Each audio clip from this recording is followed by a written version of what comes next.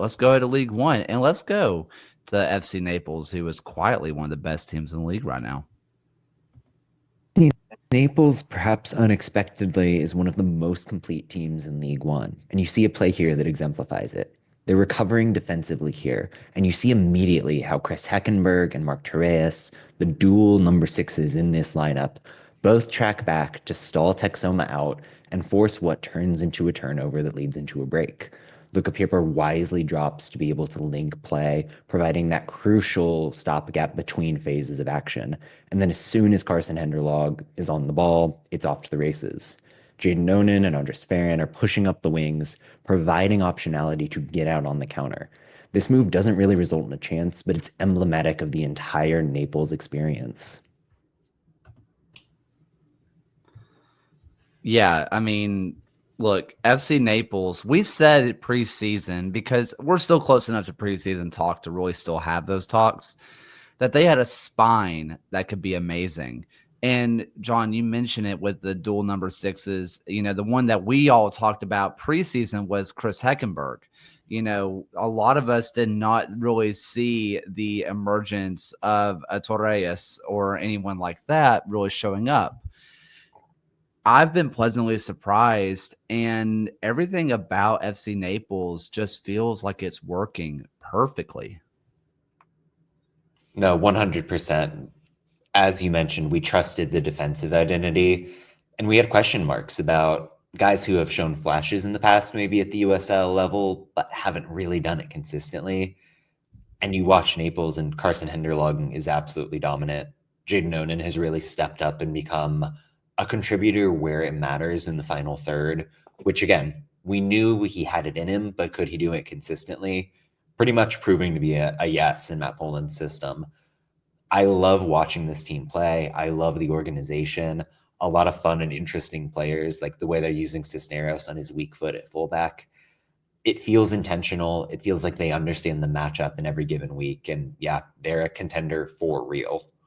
Yeah, that front line, they're just not afraid to take quality shots. Henderlong, obviously, but also Jaden Onan, Andres Ferrin. And then, they're like from top to bottom, they're just a quality team. Here's a fun stat that I found on them. Lalo Delgado, goalkeeper, has 4 clean sheets in 5 appearances this year, but he only has 6 saves. That just shows how great that defense is. Yeah. I'm personally shocked that we got through this intro and you didn't mention the fact that Jake Dengler scored. That's actually crazy. That's a great Dengler point. and I Evans. love Jake Dengler. I love Jake Dengler so much. And set pieces in this one. But I think like Naples, what really stood out to me watching this one is the fact that they've got kind of the USL League One blueprint of a team where it's like, this is what you need to succeed in League One. You need a consistent number 9 who's got some presence, like Henderlong is definitely filling that role.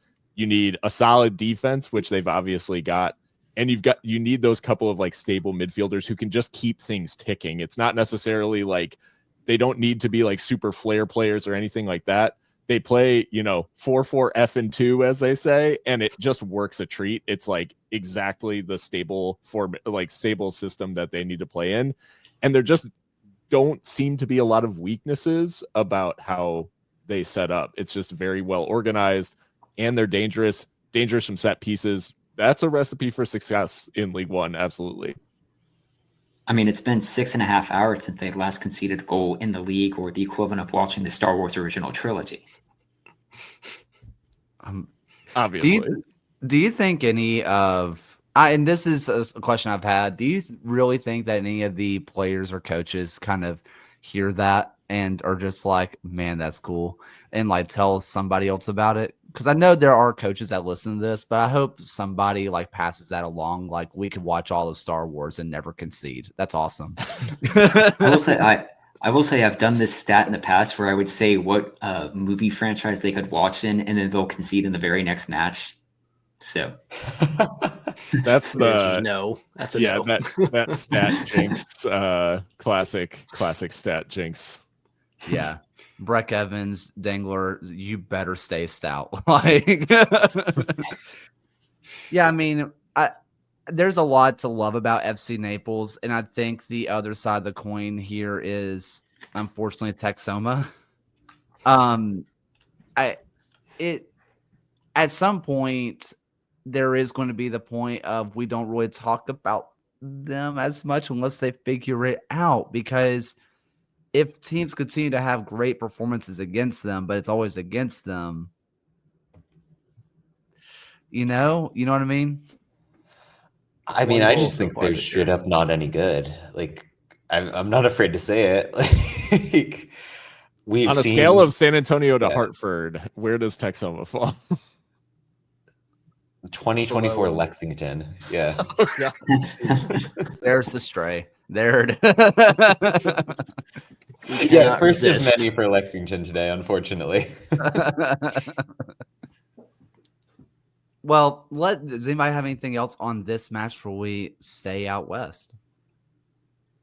All right, let's go to the sold out home of AV Alta, where the two expansion sides of AV Alta versus Westchester kick off, and it is a 2-0 win for AV Alta. And what was a very fun match where you get 2 goals early into the first half, somewhat early, and then AV Alta sees it out. We always saw what looks like the bones, the skeleton of a great AV Alta team, but we weren't sure about the depth versus a team who we saw had a lot of depth in Westchester. AV Alta saw it out thanks to the wonderful backing from their home fans in their inaugural match. Yeah, has AV figured out their figured out the issues? I sure look like it. And that home field advantage, I think, is going to work very well for them this year. That crowd, the supporters group, the pageantry, the horses. I mean, it was League One after dark. That was well worth staying up for those of us out here on the East Coast. It would look like a rocking good time. Yeah. And then to see Villalobos score in his, he's from that area, to see him score in front of that home crowd, like good. I felt so great for him, and then to get an assist as well. And I thought he and Harrison Robledo really dominated in the midfield against a Westchester team that brings the names in that area of the pitch. And that, frankly, was kind of the problem I had with Alta in their first couple of matches where they were struggling. It felt like the pressing shape was off. The organization wasn't there. Something clicked. Maybe it was the home crowd. Maybe it's just a couple matches of getting chemistry where they really controlled the way the game flowed and where the game was played, which, yeah, impressive to do against a Westchester team that I think we all rate pretty highly. So good stuff for Alta. I stand corrected. Villalobos did not have the assist. He had, I guess, if it was hockey, he would have the assist, but he got the ball down the middle to Pelnov, who crossed it into Al-Raibi for the first goal. But he did score that second one on that awful transition from Westchester that Sebastian Cruz just took down the middle, found Eduardo Blancas on the side, and then who found Villalobos in the box to just put it in. Yeah, it was a beautiful, beautiful setup. It was interesting how both teams somehow found like their most promising attacking moves down the right-hand side when attacking right to left across the screen. Like they were, I think both teams were trying to do similar things. I feel for Westchester a little bit in that they still did generate quite a lot in front of goal. It just, AV Alta did a really good job of making sure that it wasn't exceptionally dangerous, and they really only had a couple of moments maybe where it looked like they might concede. So credit to them. They got the lead, like you said, early on and sort of shut up shop. But I think Westchester can maybe be a little bit buoyed by the fact that they are still able to create against maybe a team that was willing to sit deeper and defend that 2-0 lead. And Alex, like you had mentioned, having this home field advantage is going to be something to watch for AV Alta, especially since across all competitions, 6 of their next 7 games are at home, including a fixture against Orange County in the next round of the Open Cup and back-to-back Jägermeister Cup matches against Sacramento and Las Vegas. it's going to be very interesting to follow this side as they kind of continue to build throughout the season. Yep. One player that's been standing out to me has been Miguel Pajarajo, where I'll admit to you, I don't know much about the second division of Colombia. I really don't. And so, like, he was one of the big question marks when you're looking at Mastritonio onto the other side of him. You're like, okay, that's going to be your standout guy. Pajaro might be the better center back of the two right now. He's unbelievable. If you've sat down and watched them, the way he plays with the ball at his feet, the way that he's able just to ping passes from left to right, and defensive capabilities, he's stunning. 100%. And I think the shape of the back line, who was going to be getting those minutes, was a question mark. We've seen some players get healthy. They're really kind of getting to the first choice lineup. I'm thinking about like Walmer Martinez holding down left back. It's only going to get better. Like Pajaro can be one of the guys who anchors it, but the talent there is really high level for this league.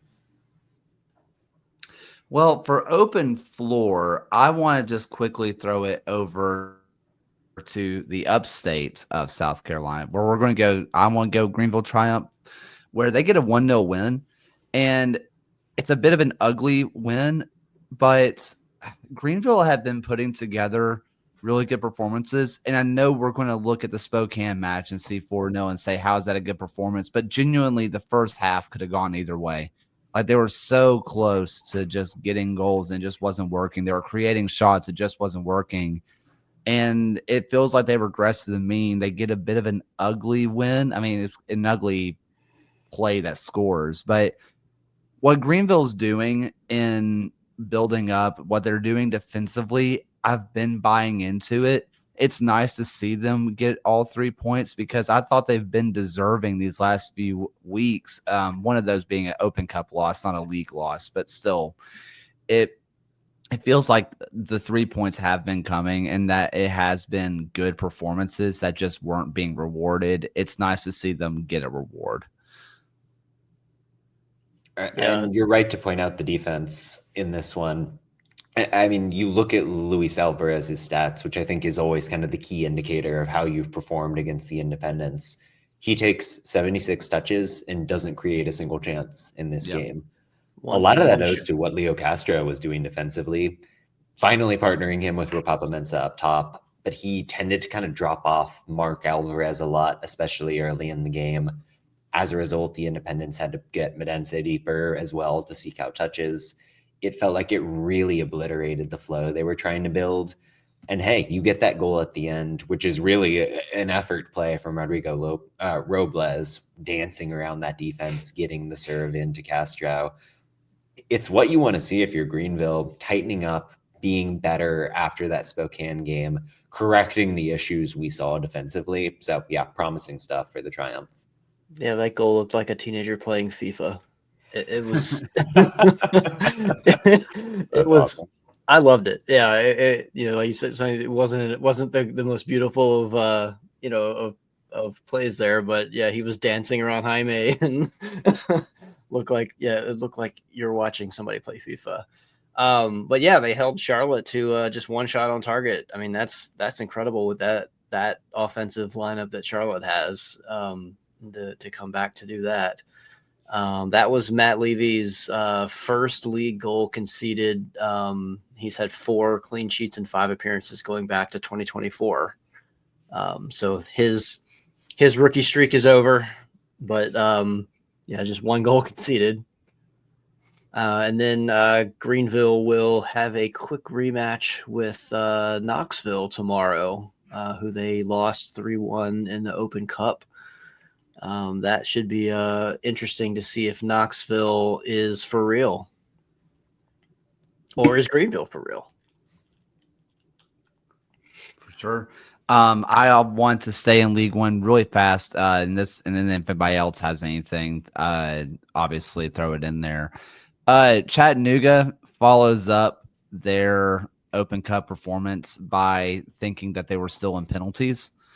Like, you get Vivas with an open play goal, but there were 3 penalties here. Like, it was just a continuation. And Yeah. It 2-2 draw for Chattanooga versus Tormenta. I feel like Tormenta is the epicenter of every chaos match I've ever seen in League One. They refuse to play a normal match, just absolutely refuse. And, it kind of was one of those matches. This was just kind of a vibes match in general, 2-2. It was fun. It was a fun watch. Yeah, these are two teams that seem to thrive in chaos. I really enjoy watching both of them.